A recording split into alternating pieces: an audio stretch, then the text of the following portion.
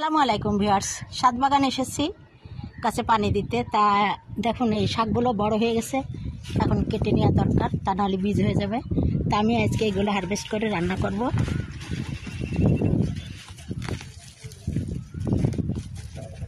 একটু ফাঁকা করে দেবো, এখানে টমেটোর গাছ আছে, এগুলো ফাঁকা করে দিলে টমেটো গাছগুলো না আবার ফল হবে।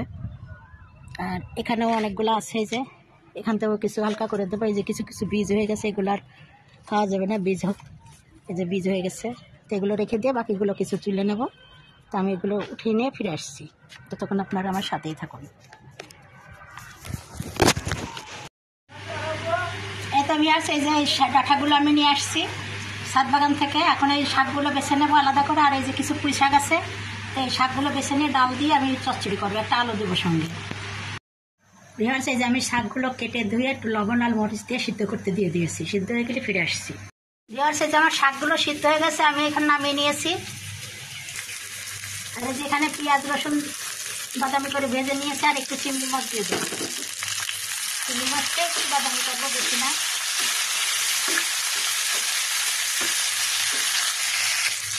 ভাজা হয়ে গেছে মাছ, এখন আমি সিদ্ধ করার শাকগুলো দিয়ে দেবো।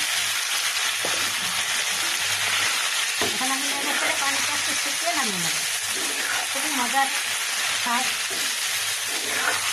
একদম ছাদ বাগানে টাটকা শাক।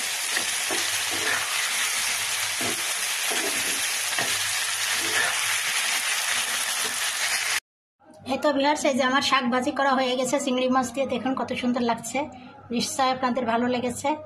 আর ভালো লাগলে আপনারা আমার চ্যানেলকে লাইক কমেন্ট শেয়ার দিয়ে আমার পাশে থাকবেন। ভিউয়ার্স, এই যে আমি ডাঁটাগুলো কেটে নিয়েছি, আর এই যে এখানে চিংড়ি মাছ কষিয়ে নিয়েছি। চিংড়ি মাছটা রান্না করবো, এই মাছগুলো আমি উঠিয়ে নেব। এই যে চিংড়ি মাছগুলো উঠে নিয়েছি, পরে দেবো, কারণ এখন দিলে মাছ শক্ত হয়ে যাবে। আর এই যে তেল মশলা আছে, এর ভিতরে ডাঁটাগুলো দিয়ে কষিয়ে নেব।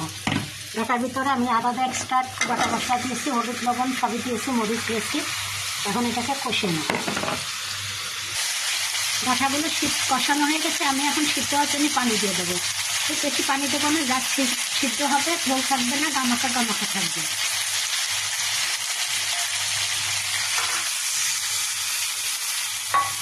পানিটা শুকিয়ে এলে আমি ফিরে আসছি। ভিউয়ার্স, এই যে আমার ডাঁটা সিদ্ধ হয়ে গেছে, আমি এখন এই যে ভেজে রাখা কষে রাখা মাছগুলো এই যে দিয়ে দিলাম। এখন একটু ভালোভাবে মিশিয়ে দিয়ে একটু রেখে ফুটে উঠলে আমি সার্ভ করে নেব। একটু রসটা শুকিয়ে যাবে আর একটু।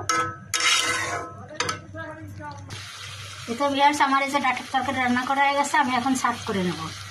এই তো ভিউয়ার্স, আমার এই যে ডাঁটা দিয়ে চিংড়ি মাছের চচ্চড়ি হয়ে গেছে, দেখুন কত সুন্দর হয়েছে। খেতেও দারুণ লাগবে, একদম ছাদ বাগানের টাটকা ডাঁটা, একদম লচলচ করছে। ভিউয়ার্স, এই যে করলা আলু দিয়ে ভাজি করলাম, এখন সার্ভ করে নেব, ভাজি হয়ে গিয়েছে। তো ভিউয়ার্স, আজকে আমার রান্নাবান্না কমপ্লিট। এই যে ডাঁটা দিয়ে চিংড়ি মাছের চচ্চড়ি, করলা ভাজি, শাক ভাজি, ফ্রাই, আর এই যে আলু দিয়ে চিকেনের ঝোল। কেমন লাগলো আজকের আমার রেসিপিগুলো? নিশ্চয়ই ভালো লেগেছে। আর যদি ভালো লেগে থাকে তাহলে অবশ্যই আপনারা আমার চ্যানেলটিকে লাইক কমেন্ট শেয়ার ও সাবস্ক্রাইব করে আমার পাশে থাকবেন। আজকের মতো বিদায় নিচ্ছি। আপনারা ভালো থাকুন, সুস্থ থাকুন, আবারও দেখা হবে। আল্লাহ হাফেজ।